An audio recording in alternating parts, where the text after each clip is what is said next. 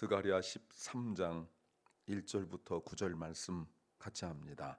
그날에 죄와 더러움을 씻는 셈이 다윗의 족속과 예루살렘 거민을 위하여 열리리라. 만군의 여호와가 말하노라. 그날에 내가 우상의 이름을 이 땅에서 끊어서 기억도 되지 못하게 할 것이며 거짓 선자와 더러운 사귀물을 이 땅에서 떠나게 할 것이라. 사람이 오히려 예언할 것 같으면 그 나은 부모가 그에게 이르기를 내가 여호와의 이름을 빙자하여 거짓말하니 살지 못하리라 하고 나은 부모가 그 예언할 때에 칼로 찌르리라. 그날의 선지자들이 예언할 때에 그 이상을 각기 부끄러워할 것이며 사람을 속이려고 털옷도 입지 아니할 것이며 말하기를 나는 선자가 아니요 나는 동부라 내가 어려서부터 사람의 종이 되었노라 할 것이요 혹이 그에게 묻기를 내 두 팔 사이의 상처는 어찌미냐 하면 대답하기를 이는 나의 친구의 집에서 받은 상처라 하리라. 만군의 여호와가 말하노라. 가라 깨어서 내 목자 내 짝된 자를 치라. 목자를 치면 양이 흩어지려니와 작은 자들 위에는 내가 내 손을 들이우리라. 여호와가 말하노라. 이 온 땅에서 3분의 2는 멸절하고 3분의 1은 거기 남으리니 내가 그 3분의 1을 불 가운데 던져 은같이 연단하며 금같이 시험할 것이라. 그들이 내 이름을 부르리니 내가 들을 것이며 나는 말하기를 이는 내 백성이라 할 것이요 그들은 말하기를 여호와는 내 하나님이시라 하리라. 아멘. 하나님께서 그 날에 하나님의 이스라엘의 죄와 우상 숭배로부터 사람들을 깨끗게 하셔서 또 그들을 연단하실 것이라는 내용입니다.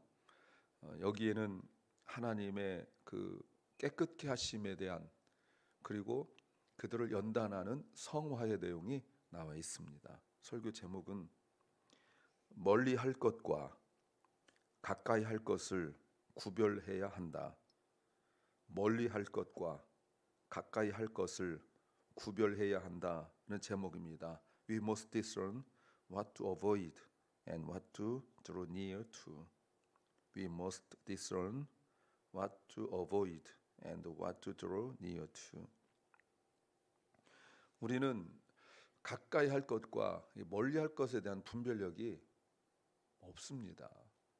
그래서 나한테 조금 유리하면 가까이 하고 내 마음에 싫으면 멀리 하고 자꾸 기준이 내가 되는 거예요. 영적 spiritual discernment, 영적 분별력이 있어야 되는데 영적 분별력이 없이 그저 나에게 뭔가 유리한 것 같고 나에게 뭔가 유익될 것 같으면 가까이 하고 또 나의 기호, 선호, 좋아하는 게 있잖아요. 그러면 초록은 동색이라고 자꾸 가까이 하려고 해요. 그런데 하나님의 뜻, 하나님의 말씀, 하나님의 생각 이런 건 생각지도 않고 그건 멀리 한단 말이에요. 제가 지난 주일 설교에서 그런 얘기했죠. 어떤 부분에 내가 기준이 되고 내 마음이 기준이 되어 버리면 결국은 엉뚱한 길로 갈 수 있다. 제가 그 말씀을 드렸단 말이에요. 근데 우리에게 필요한 것은 가까이 할 것과 멀리 할 것에 대한 그 분별력이 매우 중요합니다. 무엇을 알아야 될까요? 누구나 평생 해야 할 일이 있다. 누구나 평생 해야 할 일이 있다는 겁니다. Everyone has a lifelong task to fulfill. Everyone has a lifelong task to fulfill. 12장에서 우리가 하나님께서 그 애통에 대한 얘기 하셨습니다. 그 왜 그렇게 애통하고 회개했죠? 죄와 더러움 때문에 그렇습니다. 죄와 더러움 때문에 13장 1절 그날의 죄와 더러움을 씻는 셈, 죄와 더러움. 이 씻는 셈 여기는 그냥 우리가 우물 까서 가는 것이 아니라 뭐하고 관련된 내용이죠? 레위인의 임직식이에요.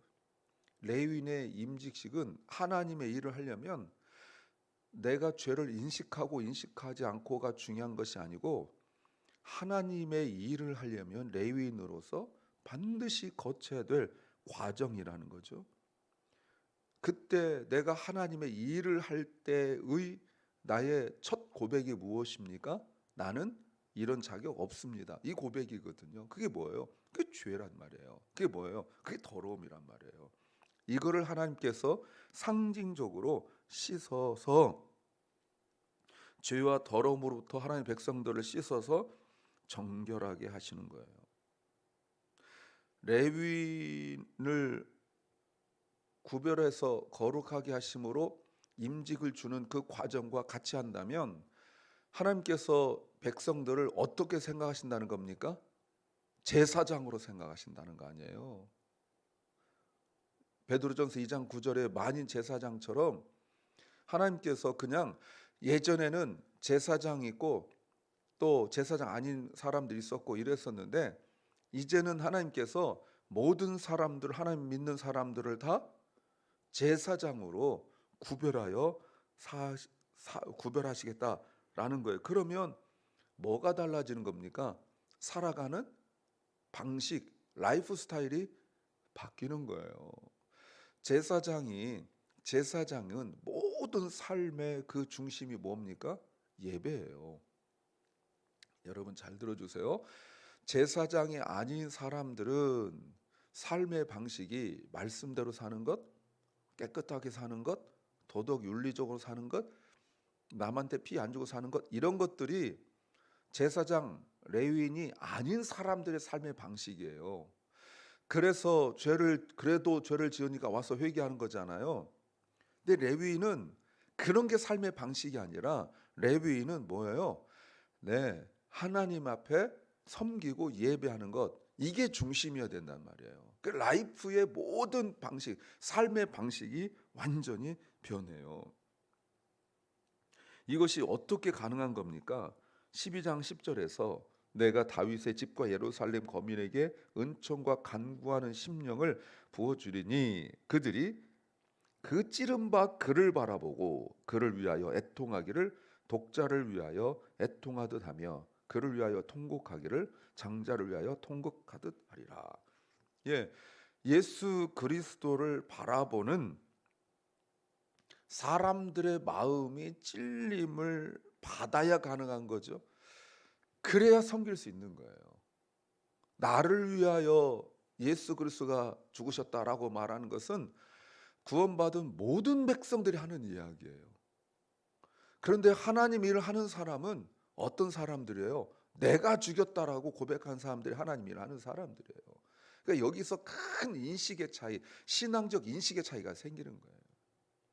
구원받은 것도 감사하지만 내가 주님을 죽였기 때문에 죽인 자로서 하나님이 나를 양자 삼아서 하나님의 아들 삼아 주셨기 때문에, 자녀 삼아 주셨기 때문에 우리의 각오와 결단이 뭐냐면 내가 내 죄로 마땅히 죽어야 하는데 하나님이 자신의 아들을 죽인 나를 오히려 양자 삼아 주셨기 때문에, 그러면 내 인생, 내 평생 이제는 이 아버지를 위해 살겠다. 죽은 아들을, 내가 죽인 아들을 대신하여 살겠다. 이런 각오와 결단이 삶의 방식이에요. 그런데도 여전히 예전처럼 내가 다시 가서 일을 한다 할지라도, 세상 일은 해야 되잖아요. 한다 할지라도 이제 마음에 다짐이 달린 것이 옛날에는 나를 위하여 살았던 인생이 달라지는 거예요. 마치 손양원 목사님이 자신의 두 아들을 죽인 자를 다시 찾아가서 양자 삼아서 했듯이, 그 손양원 목사님의 따님이 간증하는, 직접 들었는데, 학교 와서 간증하는 들었는데 이해를 못하겠다. 아버지가 왜 저런지 이해를 못하겠다. 그리고 뭐 더 많이 챙겨주고, 그리고 그 자녀들한테도 꼭 오빠라 부르라고 이렇게. 그 처음에는 미심쩍어하던 사람들이 완전히 변했다는 거 아니에요. 그리고 우리가 이제는 구약에서 제사장들은 태어날 때부터 어쩔 수 없이 제사장이었지만 우리는 제사장 될 자격도 없고 가문도 아닌데 하나님께서 나를 제사장으로 삼아 주셨기 때문에 이제는 나의 삶의 모든 방식이, 나의 삶의 모든 중심이 완전히 달라져야 되는 거예요. 똑같은 일을 하더라도 내가 한 2년만 해야지. 여러분, 어떻게 내가 하나님의 그 독생자를 죽였는데 내가 2년만 봉사해야지 이게 가능합니까? 평생 해야죠. 그래서 이 과정을 걷는 거예요. 죄를, 더러움을 씻는 거 말이죠. 적용적으로 본다면 우리가 예배자로서 삶을 살아가는 거예요.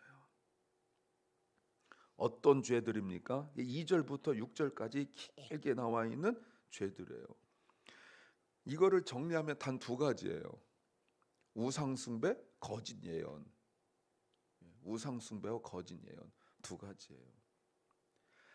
이게 나라를 망하게 했어요. 그렇게 해서 나라가 바벨론에 멸망당했는데 돌아와서도 이들의 삶이 여전히 거짓 예언과 우상 숭배에 빠져 있어요. 왜 그럴까요? 여러분, 거짓 예언과 우상 숭배 핵심이 뭡니까? 뭐라고 생각하세요? 나의 나. 왜 거짓 예언의 귀가 솔깃하냐면, 왜 우상 숭배에 빠지게 되냐면 내가 중심돼서 그런 거예요. 그러면 나라고 할 때 본질이 난데, 나라고 할 때 나의 뭐라고 또 다른 수식을 하나 넣는다면 목적이 뭐냐면 대상이 돈이에요. 돈. 평안함이죠. 나라는 것은 평안함이에요. 그렇게 싫어요. 내가 하나님의 아들을 죽여서 그것 때문에 내 눈이 찔린 바가 되고 마음이 찔리고, 이게 싫어요. 왜 그렇게 살아야 돼요? 그리고 내가 예배자로서 하는 건 하는데 내가 참석자로 하지 무슨 레윈처럼 하겠냔 말이에요.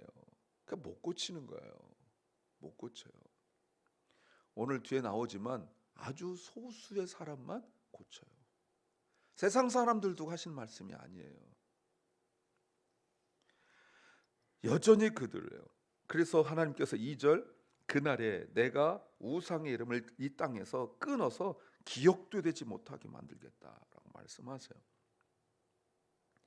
그래서 거짓 선자와 더러운 사귀, 더러운 귀신을 이 땅에서 떠나게 하겠다. 그래서 3절, 어떤 사람이 예언하려고 그러면, 거짓 예언을 하려면 그 낳은 부모가 너 왜 여호와 이름을 망령될 거냐 하더니 낳은 부모가 자기 아들을 칼로 찌른다는 거예요. 이게 가능한 일입니까? 인륜 천륜보다 하나님의 뜻이 더 중요하다는 우선순위가 바뀌었기 때문에 가능한 일이 아니에요. 저렇게 해서 나라가 망했는데 내 아들놈이 또 그 짓을 하고 있는데, 이제 부모가 신앙으로 철저하니까 단호해졌단 말이에요. 옛날에는요, 아유 아들인데 뭐, 아유 언젠간 돌아오겠죠, 뭐, 아유 저러다가 뭐 이제는 언젠가 되돌아서겠죠, 이랬던 사람, 그러다가 망했거든요 같이. 이제는 망할 수 없다는 거예요. 내 아들놈 때문에 내가 망하고 나라가 망하고 다른 사람에게 피해 주고 싶지 않다는 거예요. 얼마나 단호해요? 죄가 얼마나 무서운지 이야기해요. 또 4절에서 이제는 예전에 그날에 또 나오죠. 선자들이 예언할 때 이상을 이제 부끄러워하고 사람을 속이려고 내가 선지자임네 하는 것 아니고, 내가 얼마나 경건하고 고행을 겪었는지 이런 데 막 칼로 이렇게 긋고 이랬잖아요. 엘리야와 그리고 그 우상을 섬기는 그 선지자들 사이에서 누가 비를 내리냐 이거 할 때 아무 일도 일어나지 않으니까 나중에는 어떻게 했습니까? 칼로 자기 몸을 막 자해하고 이랬잖아요. 그러니까 그런 것들이 은근 자랑했단 말이에요. 이걸 뭐라고 말해요? 이게 스티그마라는 거예요. 스티그마. 바울이 갈라디아서에서 할례하는 자들, 그것도 스티그마거든요. 뭐라고 말했습니까? 나를 더 이상 괴롭게 하지 마라. 내가 예수의 흔적을 가졌다. 스티그마. 근데 바울은 복수를 써요. 할례는 단수예요. 스티그마. 그런데 바울은 스티그마타, 복수를 써요.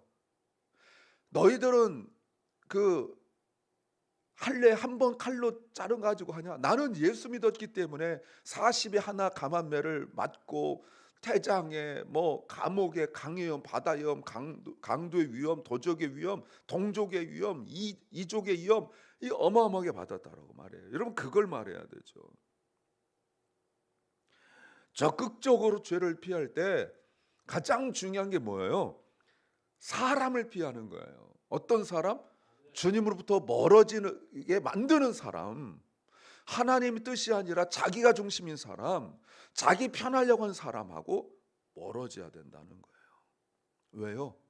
2절에서 이미 죄와 더러움을 씻었기 때문에 그런 거예요. 그래서 우리가 해야 할 일이 분명히 있다는 거 깨달아야 합니다. 두 번째는 나의 상처가 부끄러움이 아니어야 한다는 겁니다. 나의 상처가 부끄러움이 아니어야 한다. My wounds should not be my shame. My wounds should not be my shame. 거짓 선지자들 보십시오. 4절부터 아까 보니까 내가 선지자다라는 것을 부인하죠. 왜요? 그동안 남을 속여왔으니까. 내가 선지자다, 예언한다, 내 흔적들을 봐라. 막 자기가 칼로 자해하고 이런 것들을 보면서 내가 얼마나 경건한 사람인지, 내가 얼마나 고행을 하고 하는 사람인지를 보여주려고 했단 말이에요. 마치 바리새인들이 옷수를 길게 하고 내가 얼마나 경건한지, 또 길거리 모퉁이에 서서 기도하면서 내가 얼마나 경건한지, 입으로 마치 하나님 율법 이야기하면서 내가 얼마나 경건한지를 외적으로 보여주려 했던 것처럼, 그러나 역시 거짓말이에요. 나중에 스스로 거짓 선자들이 하나님 부르심에 대한 확신이 없으니까 스스로 숨겨요. 사람들의 태도에 따라서 숨겨요. 사람들이 나를 인정한 것 같으면 내가 선자라고 하고, 사람들이 올바른 신앙이 믿고 확고하게 서 있으면 그 사람 앞에서 말도 못 꺼내는 거예요. 누굽니까? 우리 아니에요? 조금 저 사람이 신앙생활 좀 잘하고 말 통할 것 같으면 신앙적 얘기 막 하고, 저 사람이 막 너무 세상적이고 또 막 너무 완고하고 그러면 신앙 얘기 한마디 못 꺼내고, 그 우리잖아요. 거짓 선지자잖아요. 왜요? 내가 손해볼까 봐. 아까 말했던 것처럼 바울은 내가 예수의 흔적을 가졌다고 말했죠. 예수 믿으면서 받는 고난을 말하죠. 자, 이제 보세요. 이 어려운 일들이 어떻게 일어나냐면 7절부터 나오는데, 7절부터 9절에 나와요. 만군의 여호와가 말하노라. 깨어 카라 깨어서, 그 다음 보세요. 내 목자 내 짝된 자를 치라.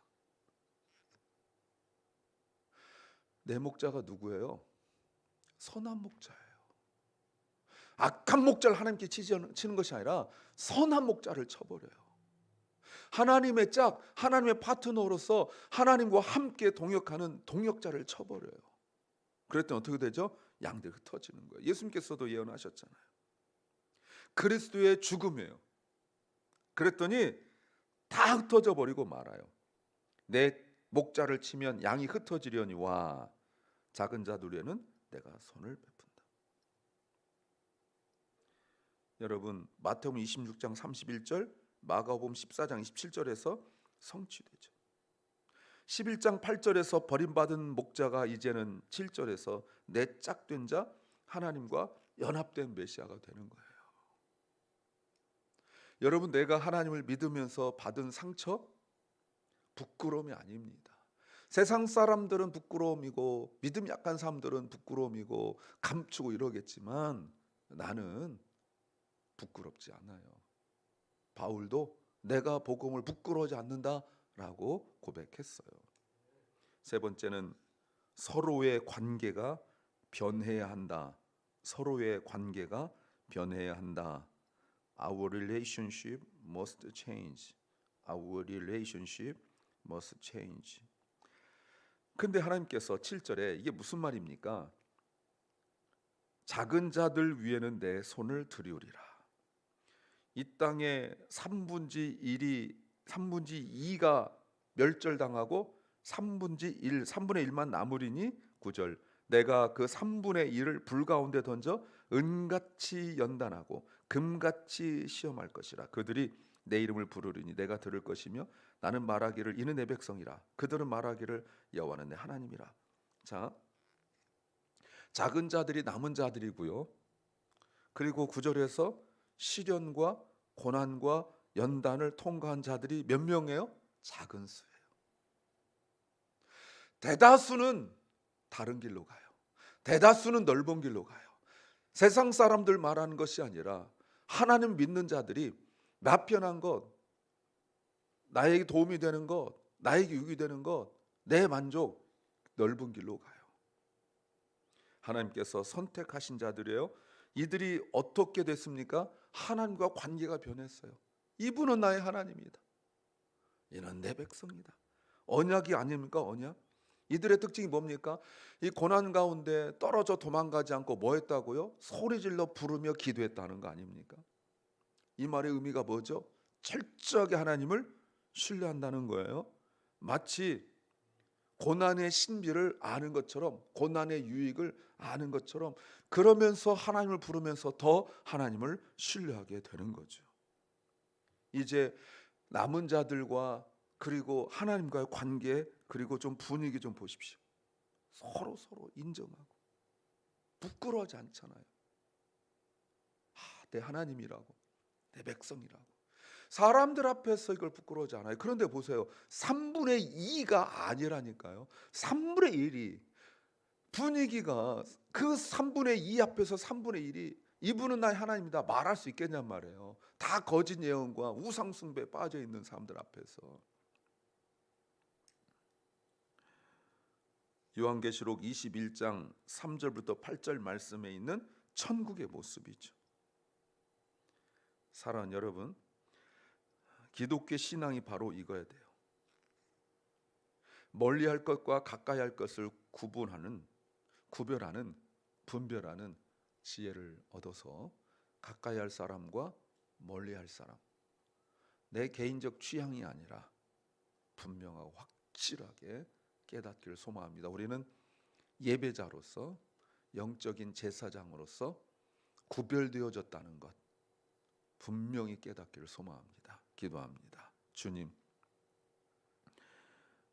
분별력을 주셔서 무엇을 해야 할지, 하지 말아야 될지, 무슨 말을 할지, 무슨 말을 해야 하지 말아야 될지, 어떤 결정과 선택을 해야 될지, 하지 말아야 될지 깨닫게 하여 주옵소서.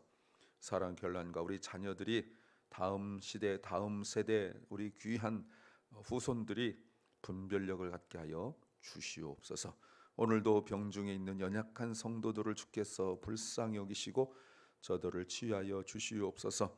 오늘 하루를 우리에게 주신 주님 감사합니다. 은혜의 하루가 되게 하시고 하나님 간구합니다. 우리에게 분별력 허락하여 주옵소서. 오늘 직장에서, 삶의 터전에서, 또 사업장에서, 일터에서, 또 가정에서 무엇을 하든지 하나님 은혜를 찬양하게 하여 주옵소서. 예수님 이름으로 기도하옵나이다. 아멘. 하늘에 계신 우리 아버지여, 이름이 거룩히 여김을 받으시오며 나라의 마옵시며 뜻이 하늘에서 이룬 것 같이 땅에서도 이루어지이다. 오늘날 우리에게 일용할 양식을 주옵시고 우리가 우리에게 죄 지은 자를 사하여 준 것 같이 우리 죄를 사하여 주옵시고 우리를 시험에 들게 하지 마옵시고 다만 악에서 구하옵소서. 대개 나라와 권세와 영광이 아버지께 영원히 싸움나이다. 아멘.